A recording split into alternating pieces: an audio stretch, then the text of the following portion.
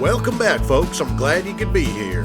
We're going to continue working on our 1993 Caprice Classic 9C1 version, and out with the old and in with the new.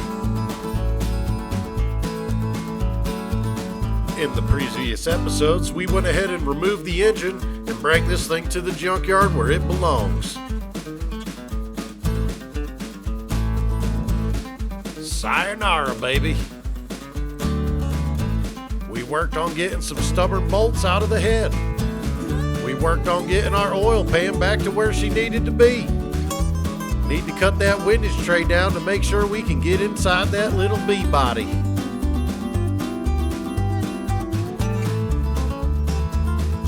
What a moron.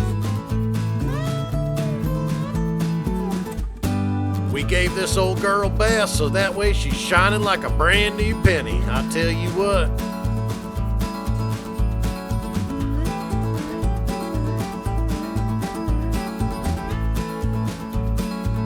This is our first attempt of fitting the 6L90 into the transmission tunnel. It did not go according to plan. Plan B, 5.3 liter, 4L60 transmission. Fits in like a glove, baby. Let's go ahead and get this bad girl cleaned up so we can slam her in.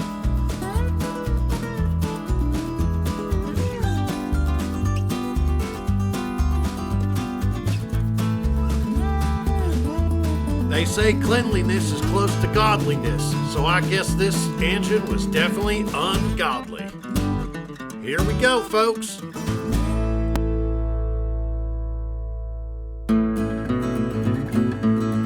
Yes, sir, you're on the Yankees YouTube channel.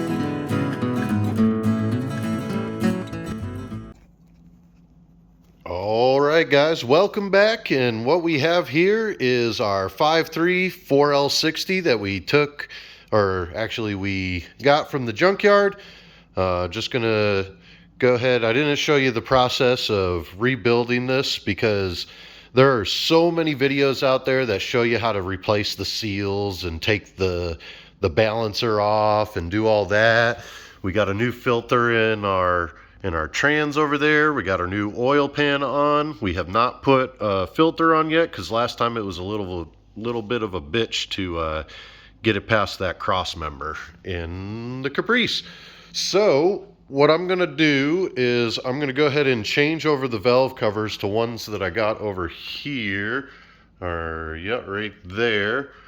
And I got the new gaskets. The other ones are dirty, so I'll clean those at a later date and reuse them another time, because these are actually from our 317 heads that are sitting over there. And that was for that engine over there that is just sitting, not doing anything. So without further ado, I'm going to go ahead and get the new valve covers on, and then we're going to go ahead and try to get that in there, and I'll update you once we make some progress. Hopefully the progress I make is getting it in there.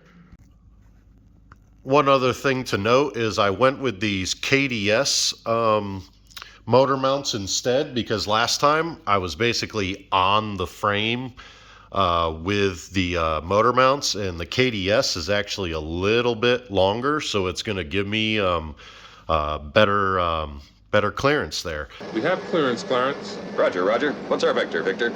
And then these are actually made so when they are in the forward position like this, it actually will put the back of the LS at the same length as the LT or whatever else was, the small block or whatever else was in there. So that way, hopefully, since this car came with the 4L60, we should be able to bolt all this up and make it work. Here we go.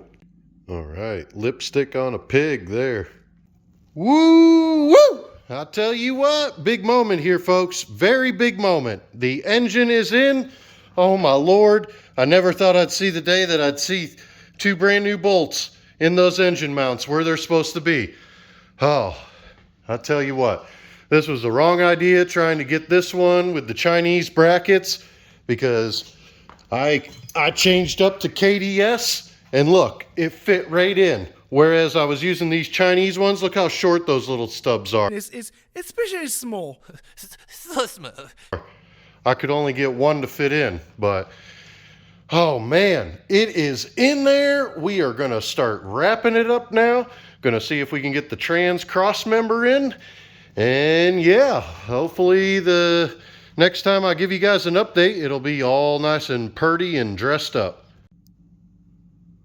All right, so I got some things just fitted up here just to kind of see how everything's going to go, and it looks like everything's going to fit really well. One of the things that I had to do is I had a bad coil. It's actually right here. You can see that it was snapped off. So I actually went up to the junkyard over at Capital Auto Recycling, and they were really helpful there. They only had one LS motor that was still sitting in the actual vehicle, because you guys know how that is. So I was able to scavenge one out of there. Not this one, obviously. This is the busted one. And then what I did was just, went over these and just cleaned them up, spray painted them real quick. Same thing with our brackets, and we'll go ahead and get those on. So yeah, that's kind of where we're at right now. One thing that I'm going to go ahead and do is I'm just going to keep on just wrapping everything up. I have the cross member that's going to come in. Our stock cross member, of course, did not fit. Actually, it's actually underneath the car. Let's go underneath there. All right, to kind of show you what I got going on underneath here. So right now the transmission's being supported by the floor jack right here. Can you see? There you go. Yeah, you see it. And you can see here, that's the cross member right there. But if I come up here, you can kind of see that that one's not on.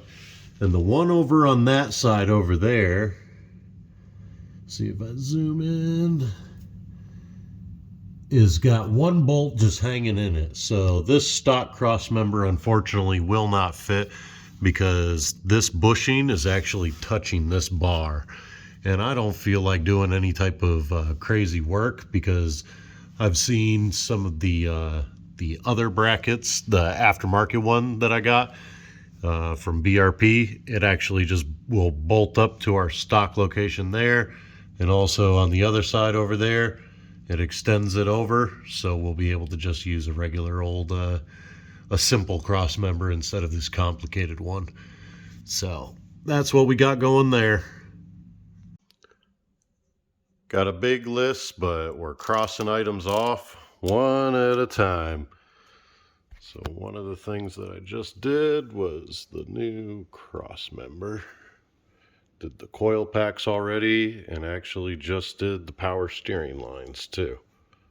So you can see here, have this, and we have our line going back into there. Still need to hook up the low pressure return, but that's literally like, there's the original one that I had, or this is the original one, and it actually goes through this little kind of wonky thing over here, so I'm able to kind of cut that back a little bit, and then I'll be able to bring this down so it doesn't really get in the way, and then I can do one of those numbers right there and get the oil back.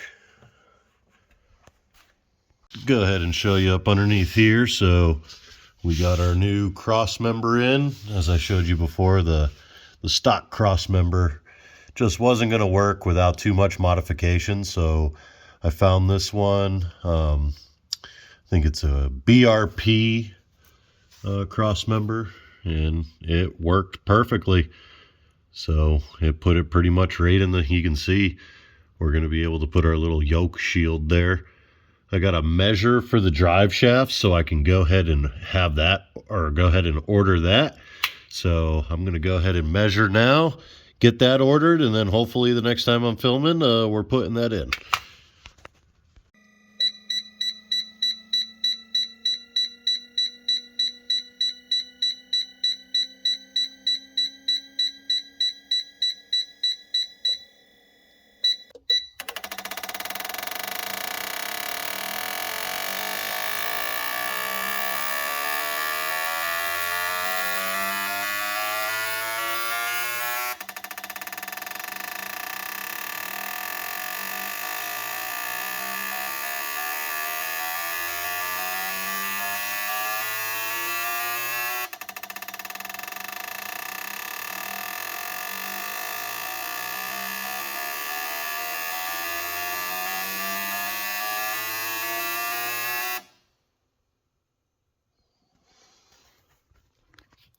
look pretty even.